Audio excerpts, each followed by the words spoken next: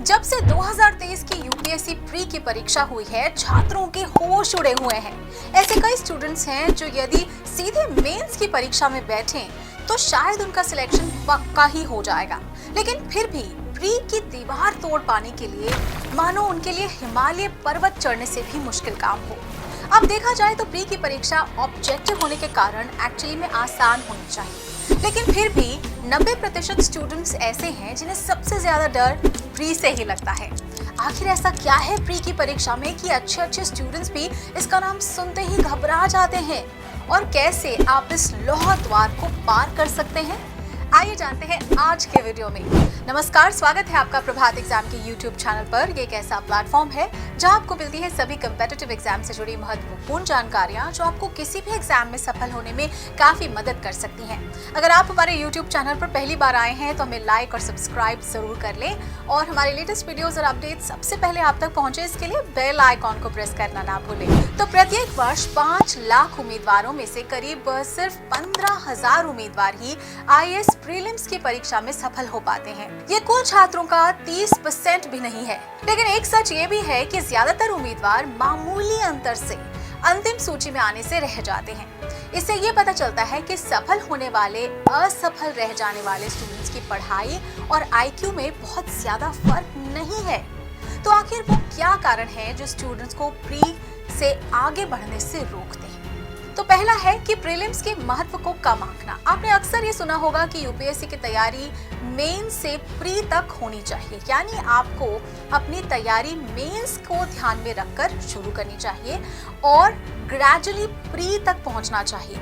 और maximum students यही गलती कर देते हैं, वो प्री के महत्व को इतना कम कर देते हैं कि वो ये भी भूल जाते हैं कि प्री का पैटर्न मेंस से बिल्कुल अलग है, और इसीलिए इसकी तैयारी भी उतनी ही सीरियसली लेनी चाहिए। क्योंकि यदि आप IAS प्रीलिम्स में ही विफल हो जाएंगे तो इस अवसर तक पहुंच ही नहीं पाएंगे। इसीलिए आपको प्री की तैयारी भी मेंस के साथ ही करनी चाहिए, और परीक्षा से 6 महीने पहले से तो सिर्फ प्री पर ही फोकस करना चाहिए।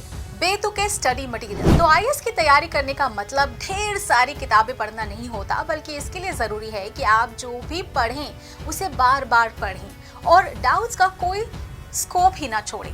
अब मान लीजिए कि आपको पॉलिटी पढ़ना है, तो सबसे पहले आप लक्ष्मीकांत की किताब पढ़िए।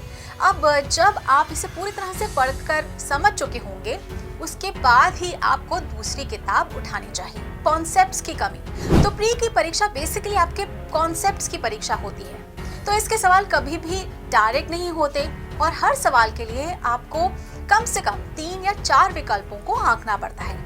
तो ऐसे में यदि आपके कॉन्सेप्ट्स क्लियर नहीं होंगे तो आप गलतियां करेंगे, जिसका नतीजा ये होगा कि आपकी दावेदारी प्री में ही खत्म हो जाएगी। आपको एक बात अच्छी तरह समझ लेनी चाहिए कि प्री के एग्जाम में ना तुक्के मारकर आप क्वालिफाई बिल्कुल नहीं कर सकते, और यदि आपको तुक्का मारना भी है तो उसके लिए भी आपके पास जो बेसिक नॉलेज है वो जरूर होनी चाहिए, ताकि आप 4 में से कम 2 विकल्प को छांट सकें और उसके बाद आप तुक्का लगा सकें। परीक्षा के दौरान समय प्रबंधन का अभाव। तो आपको एक बार प्रश्न पत्र पढ़ने के लिए जितना समय चाहिए उसका एक लक्षित समय निर्धारित करें, और जिन प्रश्नों के उत्तर के लिए आप 110% निश्चित हैं उन्हें तुरंत अंकित कर लीजिए। और हॉल में आने के बाद सबसे पहले अपने मन को शांत करने और सबसे पहले क्वेश्चन पेपर आप पूरा पढ़ लें। फिर उन सवालों को मार्क कर लें जिनके जवाब आपको पूरी तरह से पता है, और सबसे पहले उन्हें ही हल करें। और हाँ, OMR शीट भरने का भी पूरा ध्यान रखें। बेहतर यही होगा कि आप 15 से 20 सवालों को हल करने के बाद उनके जवाब आप OMR शीट में भर लें। टेस्ट सीरीज का अभ्यास नहीं करना। यदि आपने एक भी टेस्ट नहीं दिया है और सोच रहे हैं कि वास्तविक परीक्षा में तो आप बहुत अच्छा प्रदर्शन करेंगे, तो आप भ्रम में जी रहे हैं। परीक्षा में क्या आप लिख रहे हैं उससे अधिक आप परीक्षा में कैसी प्रतिक्रिया करेंगे, इसे पहचानने की जरूरत है। कभी कभी नियमित टेस्ट देना अलग अलग स्टडी मटेरियल से पढ़ने से अधिक महत्वपूर्ण होता है, क्योंकि मटेरियल्स हमेशा अनंत होते हैं, लेकिन आपका प्रश्न पत्र सीमित है।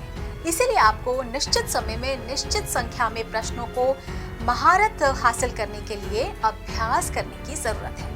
तो उम्मीद है कि अब आप समझ गए होंगे कि IAS परीक्षा में कैसे सफल हों। इस पर किसी भी निष्कर्ष पर पहुंचने से पहले परीक्षा के पहले चरण यानी कि प्रीलिम्स के परीक्षा में सफल होने के ट्रिक्स को डिकोड करना कितना महत्वपूर्ण है। दोस्तों, अगर आपको हमारा वीडियो पसंद आया हो तो अपने फ्रेंड्स के साथ भी इसे जरूर शेयर कर लें, और अगर आपके पास हमारे लिए कोई सवाल या सजेशन है तो कमेंट बॉक्स में लिखकर हमें जरूर बता दें। तो जल्द ही आपसे फिर मुलाकात होगी एक नए टॉपिक पर, एक नए वीडियो के साथ। देखते रहिए प्रभात एग्जाम।